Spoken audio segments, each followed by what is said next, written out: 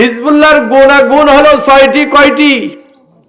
Hezbollah শব্দের অর্থ আল্লাহওয়ালা, আল্লাহ তাআলার দলের লোক, আল্লাহর ফ্যামিলির লোক। আল্লাহর ফ্যামিলির লোক যদি হয়ে যায়, আপনি আমি যদি আল্লাহর ফ্যামিলির লোক হয়ে যেতে পারি, তাহলে আমার আপনার কোনো ভয় আছে না ডর আছে? কোনো ভয়ও থাকবে না, ডরও থাকবে না। তাই আল্লাহওয়ালা হয়ে যেতে হবে, হিজবুল্লাহ হয়ে যেতে হবে। 1 নম্বরে হিজবুল্লাহ নামাজ কাজা করে না, অর্থাৎ আল্লাহওয়ালা লোকেরা কি করে না? নামাজ কাজা করে না। যত কিছুর বিনিময়ে নামাজ সে আদায় করে। নামাজ যথাযথভাবে নামাজ সময় মতো নামাজ আদায় করে। কারণ নামাজ হলো মুসলমানের জন্য, সারা দুনিয়ার যত মুসলমান আছে সকল মুসলমানের জন্য জীবনের বেসিক, জীবনের মূল জিনিস। বেসিক মানে কি? মূল জিনিস। খেয়াল করেন এদিকে, নামাজ হলো জীবনের মূল জিনিস, জীবনের বেসিক। এই জন্য হিজবুল্লাহ 1 নম্বরে নামাজ কাজা করে না। আল্লাহওয়ালা লোক যারা, তারা কখনো নামাজ কাজা করে না। 2 নম্বরে হিজবুল্লাহ মিথ্যা কথা বলে না। মিথ্যা কথা হলো সমস্ত পাপের মূল। এই জন্য হিজবুল্লাহ কি করে না? মিথ্যা কথা বলে না। 3 নম্বরে হিজবুল্লাহ হারাম খায় না। যদি হারাম খায় আর মিথ্যা কথা বলে, ওই ব্যক্তি কখনো হিজবুল্লাহ হতে পারে না। আল্লাহওয়ালা লোকেরা কখনো মিথ্যা কথা বলে না, আল্লাহওয়ালা লোকেরা কখনো হারাম খায় না। কারণ হারাম খালে মাথার তালু থেকে পায়ের তালু পর্যন্ত পুরো শরীরের ভিতরে রক্ত মাংস সহ সারা শরীরের সব কিছু হারাম হয়ে যাবে। যার কারণে অহরহ আমরা হারাম খাচ্ছি। এজন্য আমাদের রক্ত মাংসগুলি পর্যন্ত হারাম হয়ে গেল। হারাম হয়ে যাওয়ার কারণে আমরা যতই আল্লাহ রাব্বুল আলামিনের দরবারে কান্নাকাটি করি না কেন, যত রকমের দোয়া করি না কেন, কোনো দোয়া আল্লাহ রাব্বুল আলামিনের আরশ আজিমে পৌঁছে না, দোয়া কবুল হয় না। দোয়া কবুল না হওয়ার কারণ হলো এখানে আমার শরীর মাথার তালু থেকে পায়ের তালু পর্যন্ত বর্তমানে যেভাবে আমরা খাচ্ছি, যেভাবে আমরা সব কিছু ব্যবহার করতেছি, হারাম ছাড়া, অন্যায় ছাড়া, জুলুম অত্যাচার ছাড়া আর কিছুই নাই। যার কারণে আমাদের ইবাদত আল্লাহ রাব্বুল আলামিনের দরবারে কবুল হয় না। এই জন্য বলা হয়েছে 1 নম্বরে হিজবুল্লাহ মিথ্যা, 1 নম্বরে নামাজ কাজা করে না, 2 নম্বরে মিথ্যা কথা বলে না, 3 নম্বরে হিজবুল্লাহ হারাম খায় না, 4 নম্বরে হিজবুল্লাহ মহিলাগণ বেপর্দায় চলাফেরা করে না। পুরুষ কি বাদ যাবে? মহিলা যদি বেপর্দায় চলাফেরা না করবে, পুরুষ কি করবে নাকি? পুরুষও পর্দা করতে হবে। কিন্তু আমাদের তো পুরুষ চিন্তা করে পর্দা শুধু মহিলার জন্য আসছে, আমাদের পুরুষের জন্য আসে নাই। না, পুরুষের জন্য আসছে।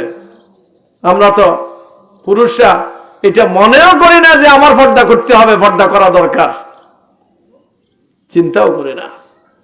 তাই 4 নম্বরে হলো হিজবুল্লাহ মহিলা এবং পুরুষগণ বেপর্দায় চলাফেরা করবে না। 5 নম্বরে হলো হিজবুল্লাহ হারাম, কখনো অন্যের ক্ষতি করবে না। যদি অন্যের ক্ষতি করি, অন্যের ক্ষতি আরেকজনের ক্ষতি, আমি আরেকজনের যদি ক্ষতি করি, অন্যের ক্ষতি করি, তাহলে তার অভিশাপ আমার উপরে আসবে, তার বদদুয়া আমার উপরে আসবে। তখন আমার ইবাদত কবুল হবে না, আমি কোনো কাজে সাকসেস হব না।